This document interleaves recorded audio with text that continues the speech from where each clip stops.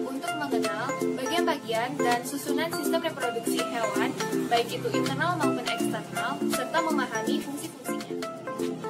Baiklah, di sini saya akan sedikit menjelaskan tentang sistem reproduksi. Sistem reproduksi adalah sistem genital atau sistem yang berkemampuan untuk menghasilkan individu baru. Tujuannya adalah untuk mempertahankan dan melestarikan jenisnya. Sistem reproduksi terbagi menjadi dua, yaitu sistem reproduksi internal dan sistem reproduksi eksternal. Pada pria, sistem reproduksi internalnya terdiri dari yang pertama adalah testis. Testis fungsinya adalah menghasilkan sperma. Yang kedua adalah epididymis yang merupakan saluran keluaran dari testis yang merupakan tempat penyimpanan sperma sementara.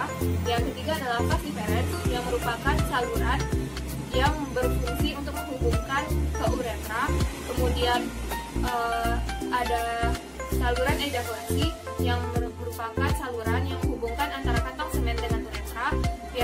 Yang kelima ada vesicula seminalis yang merupakan kelenjar yang menghasilkan zat basa pada sperma. Yang keenam ada kelenjar prostat yang merupakan kelenjar yang menghasilkan sifat asam pada sperma, dan kelenjar Cowper yang merupakan kelenjar yang menghasilkan lendir untuk melindungi sperma. Eksternal pada pria terdiri dari dua, yaitu penis sebagai saluran urin dan organ kopulasi, dan yang kedua adalah skrotum. Skrotum fungsinya adalah sebagai penjaga suhu di teka, terdiri dari yang pertama pada internalnya. Yang pertama ada ovarium. Ovarium sebagai penghasil ovum. Yang kedua ada tuba Fallopi sebagai tempat pembuahan atau fertilisasi. Yang ketiga ada uterus sebagai tempat perkembangan janin. Yang keempat ada cervix sebagai saluran persalinan, dan yang kelima ada vagina sebagai otot selaput yang menghubungkan antara rahim dengan lingkungan luar. Sedangkan pada eksternalnya terdiri dari yang pertama adalah mons pubis yang fungsinya adalah untuk menutupi tulang kelamin. Yang kedua adalah labia majora yang fungsinya adalah untuk melindungi organ internal vagina. Yang ketiga adalah labia minora yang fungsinya adalah untuk melindungi vagina dari benda kecil yang masuk. Yang keempat ada klitoris yang fungsinya adalah untuk seksualitas feeling wanita, dan yang kelima ada vesicular bulbus yang fungsinya adalah untuk menghasilkan lendir pelumas pagi ini. Saya menggunakan hewan percobaan yaitu ayam betina, yaitu Gallus sp.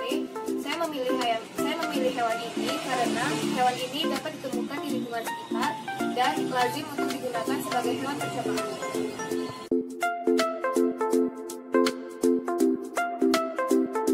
Pisau yang tajam. Selanjutnya ada gunting, selanjutnya ada pinset, ada kapas kesehatan, ada jarum pentul, kemudian ada wadah, kemudian ada styrofoam. Langkah kerjanya adalah siapkan hewan percobaan yaitu ayam betina.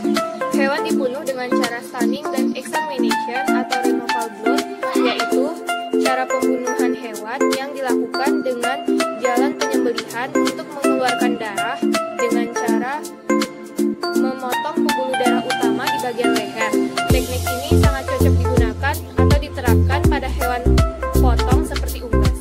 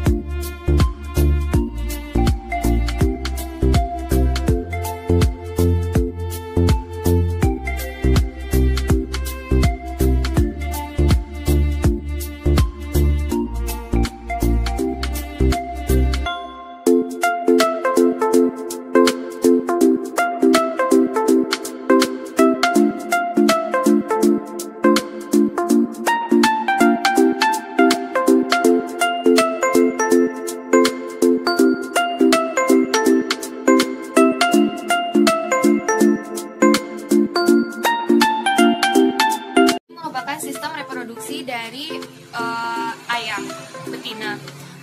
Pada sistem reproduksi ayam betina terdiri dari dua, yaitu sistem reproduksi internal dan sistem reproduksi eksternal.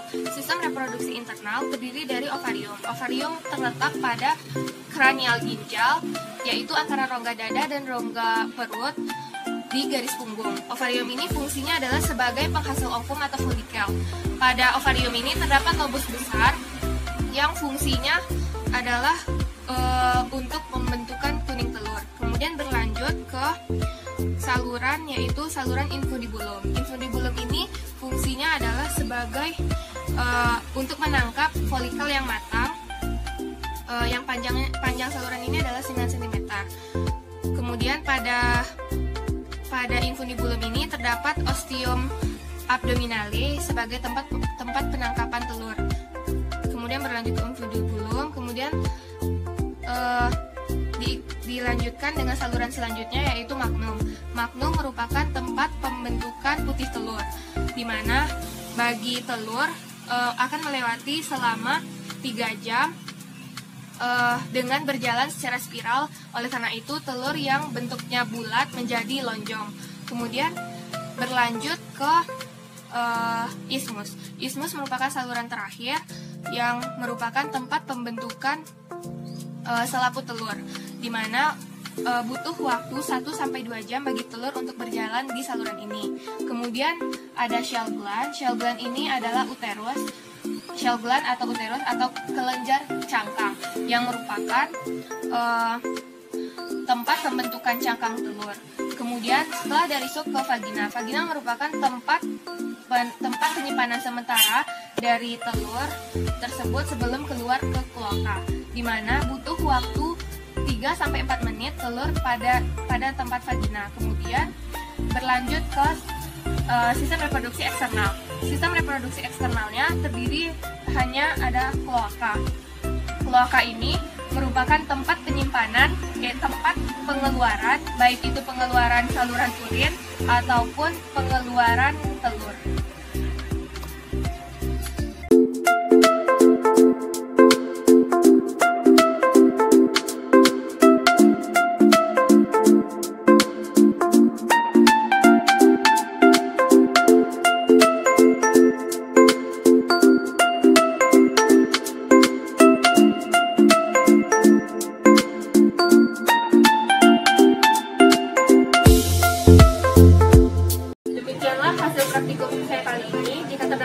saya mohon maaf.